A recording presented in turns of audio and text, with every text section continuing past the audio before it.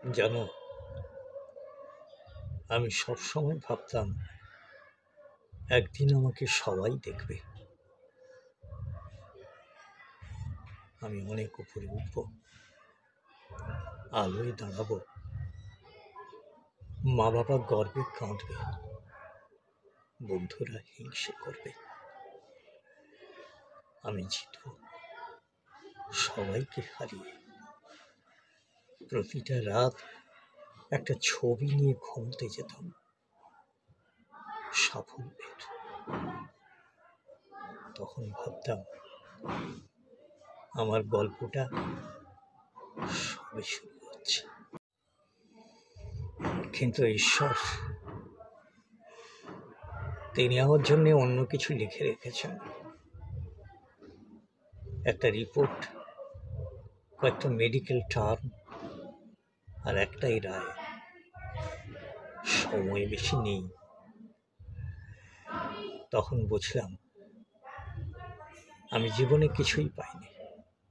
চেয়েছি, ছুটেছি, হারিয়েছি।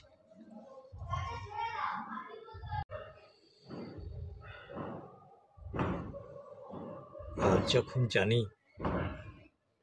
শেষটা খুব কাছে, তখন সব চাওয়া, স্বপ্ন, লড়াই সবকিছু অর্থহীন লাগে। আজ আর কাউকে হারাতে ইচ্ছে করে না, শুধু বাঁচতে ইচ্ছে করে। একটুকু বাতাস, একটুখানি সূর্য দেখতে, বাবা মায়ের হাত ধরে। এখন আমার কাছে একটাই সত্যি, সেটা হলো মৃত্যু। আমি অপেক্ষা করে আছি। আমার স্বপ্নগুলো, আমার আকাঙ্ক্ষা, প্রত্যাশা সবকিছু আস্তে আস্তে নষ্ট হয়ে যাচ্ছে। আমি মৃত্যুর মুখ চেয়ে বসে আছি।